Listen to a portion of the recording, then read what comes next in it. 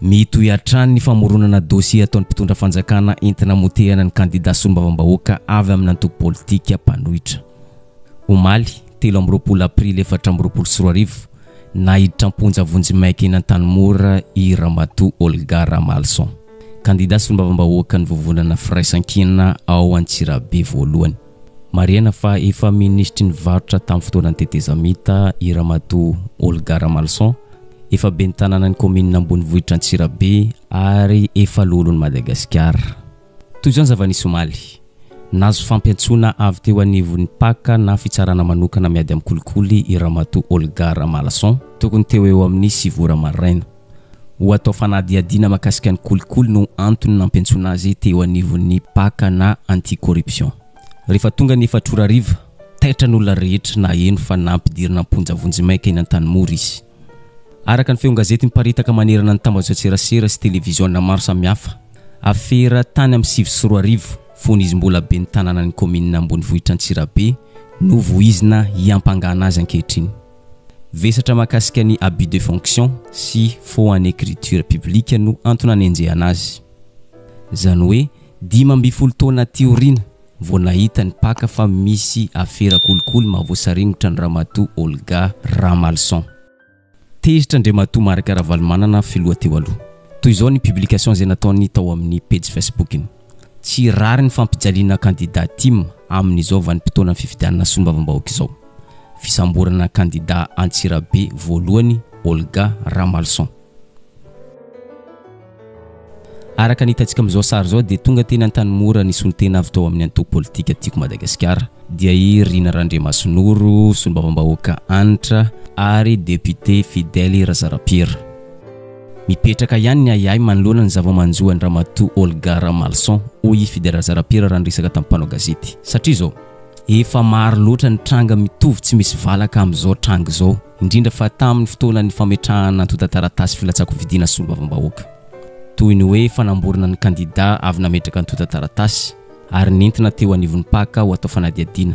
Eny, misy aza nadoboka amponja mihitsy aza.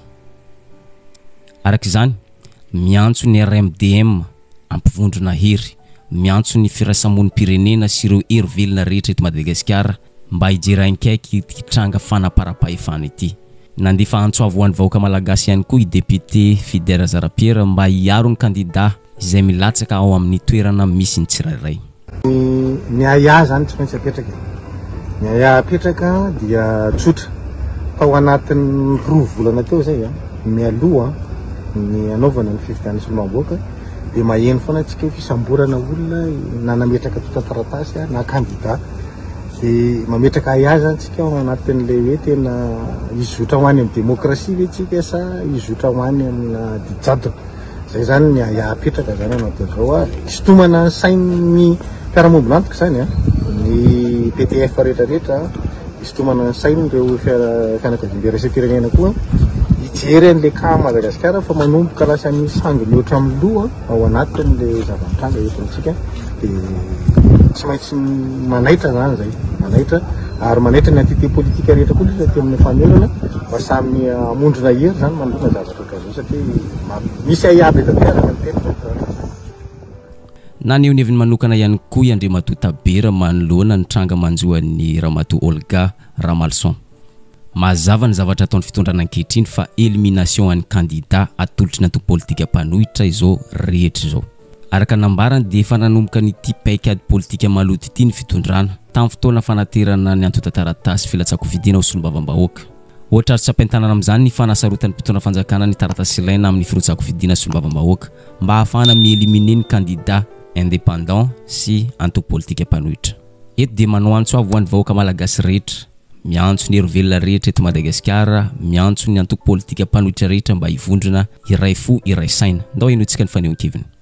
Tanimboly Ramatoa Olga.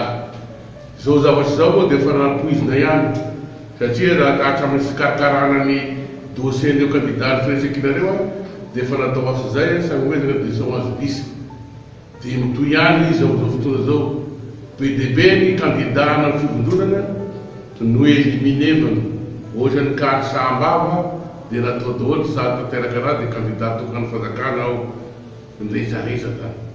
izao zany dia mbola mitohy ihany nisy fananan-dalàna ny fitotonatia tena potiky misy ny démocratie eto ka noho zany dia tena condamnénay zany fihetsiky zany dia zay no ampozorana eto satria idy secrétaire général RMDM ka sekenay ny izao fanaovana anazy annonce zay zao dia eto zay dia miantso ny vahoaka malagasy sy anaika zao zavatra mitranga zao miantso ny vahoaka malagasy sy raviravitanana amin'izao zavatra ataony fitondram-panjakana zao.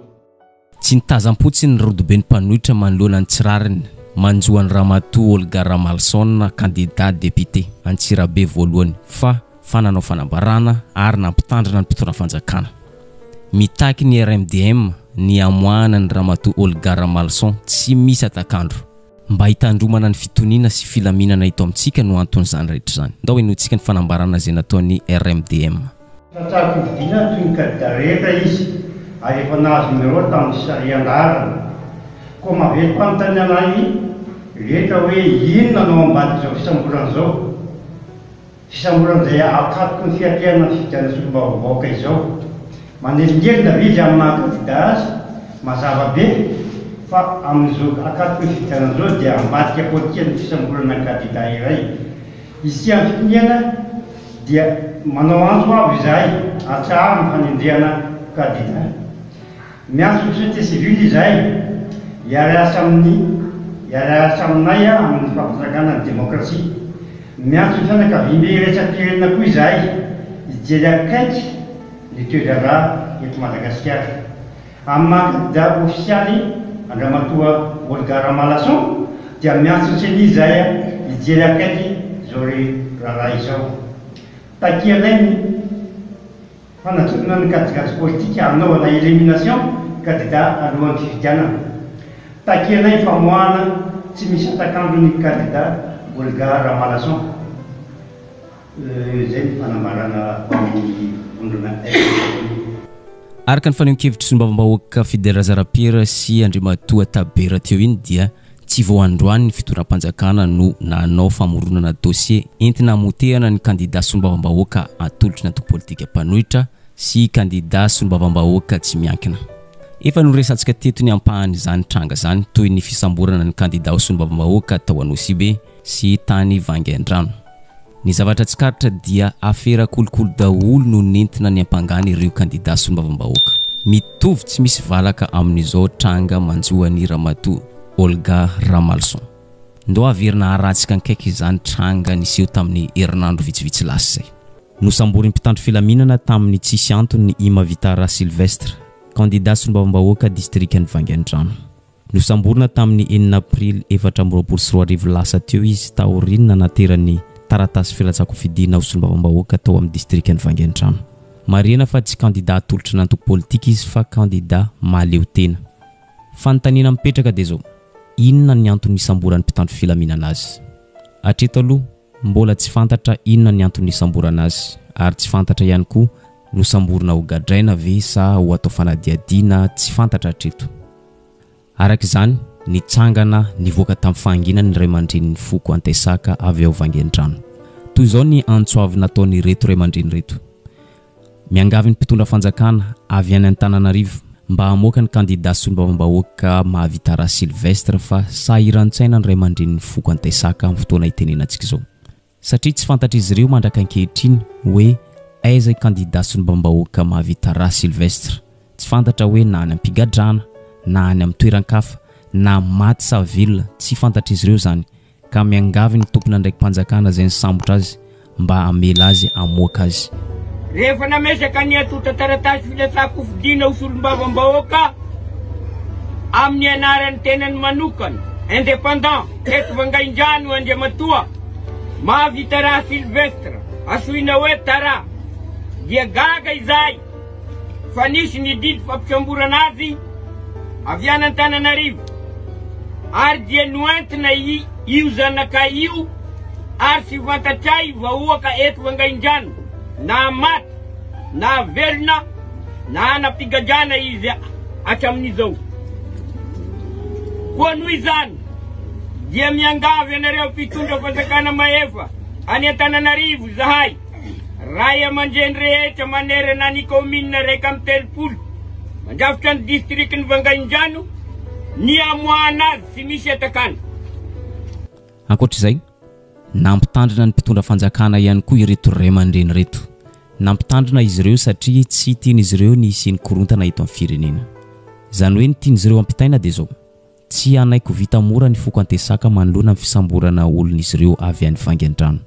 Noho izany, dia ny mbola tsy misy korontana miangavy any fitondram-panjakana mba hamoaka any Mavitara Silvestre satria tsy anaiky an'izany ny foko antesaka manerana ny nosy. Eto dia mampafantatra ny fitondram-panjakana ireto ray aman-dreny reto fa tsy tompona andraikitra ny mety isiany korontana raha ohatra ka misy ny tsy fahamoahana ny Mavitara Silvestre amin'ny fotoana voafetra. Amin'ny fotoana itenenantsika izao dia mbola tsy hita i Mavitara Silvestre candidat solombavambahoaka any amin'ny district ny Vangaindrano. Tsy fantatra hatreto na any am-pigadrana na any amin'ny toeran-kafa na maty na velona tsy fantatra hatreto. Fa ny resaka mandeha mihodina ato anatin'ny tambazoan-tserasera dia ny atao fanadihadiana any amin'ny paka any amin'ny tompona ndraiky mpanjakana misahana ny kolikoly.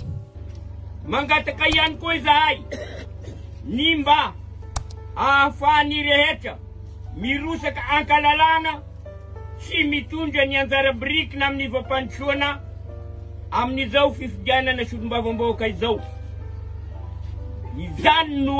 Izany no natao mba hisian'ny filaminana eto amin'ny district ny Vangaindrano. Ambaranay fa sy tomponantoka amin'izay zavatra mety hitranga eto Vangaindrano sy izay mety ho ataony antesaka manerana ny nosy izahay, indrindra izay miteraka adipoko eto Vangaindrano raha sy voahaza izao fangatana izao. Araka izany dia malalaka tsara ny fifaninanana fifidianana solombavambahoaka ao distrikty ny Vangaindrano. Tranga faharoa, saika mitovitovy amin'ny tranga fisamborana solombavambahoaka teo aloha ihany ity anankiray ity. Nosamborin'ny mpitandro filaminana ihany koa iarosona miandrazana François taoriny ny fametrahany taratasy filatsan-kofidiana ao solombavambahoaka tamin'ny distrikty Nosibe. Tamin'ny zoma 5 aprily lasa teo no nanaovan'izy ireo fisamborana ary tsy fantatra hatreto inona ny antony isamboran'ny mpitandro filaminana azy. Araka izany, tezitra sy nanaiky ny vahoaka ny Nosibe nanoloana ny fisamborana amin'ny tsy misy antony any arosona miandraza François, fantatry ny maro amin'ny anarana hoe François Labanany. Araka ny hitaitsika amin'ny sary io dia nitaky ny amoahana azy tsy misy atakandro ny vahoaka ny Nosibe satria ireto vahoaka ireto mahita fa faminganana candidat solombavambahoaka an'izy ireo no antony fisamborana azy amin'ny tsy misy antony ka miangavy izy ireo ary mangataka amin'ny fitondram-panjakana ny amoahana ny François Labanany tsy misy atakandro. Panao koa matanjaka mila tsa usidiny vahoaka dia atsika boko mila maromaro mivoria maromaro fa atsika andeha tsena ireo fanjakana eo afasena eo. Atsika mifanazava amindreo mety ny ataondreo aboakandreo François, tsy mety ny ataondreo miady atsika mavia maro fa andeha fasena atsika io mila mamenaka amin'eo fona atsika managny mba hoaindreo fa atsika tiaty. Ekenareo zegny, ekenareo zegny, misaotra nareo. Taoriny zany rehetra zany dia namaly ireo tompona andraikitra ny sambotra azy fa ho alefany Antananarivo atao fanadihadiana any amin'ny paka. Tompona ndraiky mpanjakana misahana ny ady amin'ny kolikoly any Antananarivo. Misy afera kolikoly ilaina anaovana fanadihadiana lalina any amin'ny paka no antony isamborana n'ity candidat solombavambahoaka ity. Vokatry zany rehetra zany dia nenafana ny toedrara, nenafana ny vahoaka itsy andaniny tsy manaiky. Ireo tompona ndraiky mpanjakana ny sambotra azy te hitazona azy mandra-pahavitany mission izay nampanirana azy ireo. Vokatry izay, rehefa tonga ny 9 aprily 2024 dia navoakan'izy ireo ihany ny François Labanany. Ary hitantsika amin'io sary io fa ravoravo ny vahoaka ary faly amin'izao fahafahany François Labanany. Toy izao ny resaka ny fanaovan'ny François Labanany tamin'ny mpanao gazety. Hitantsika jiaby ny zavatra nandalo omaly rehefa voa dépose ny candidature dia nisy amin'izay ny fanamboarana tsy hay nino antony fa tsika lefa any Antananarivo zegny amin'ny paka any Antananarivo fa aveo ny vadika reo ihany fa tsy alefa koa fa amin'ny fotoana manaraka zegny ny andehanana agny zegny ny zava-misy eto dia misaotra antsika vahoaka jiaby navy nangotro amin'ny raha tsy rary ny nandalo tamin'ny tenako za moa nagnanaovandrozy fa mijazy eo matoky fa ny fihetsika zay nasehonareo jiaby io olo raiky atsika mankasitrika amintsika jiaby navy nangotro ny tamin'ny raha nandalo.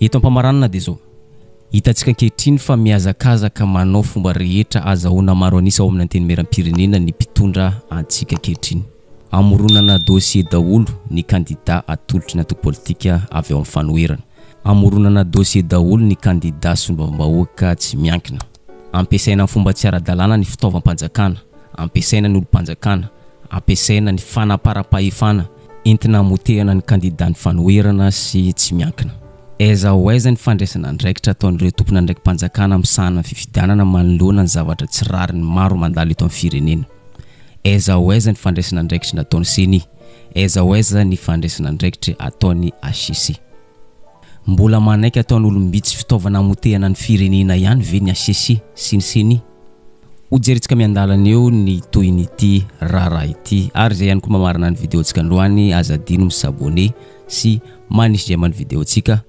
amanaraka indray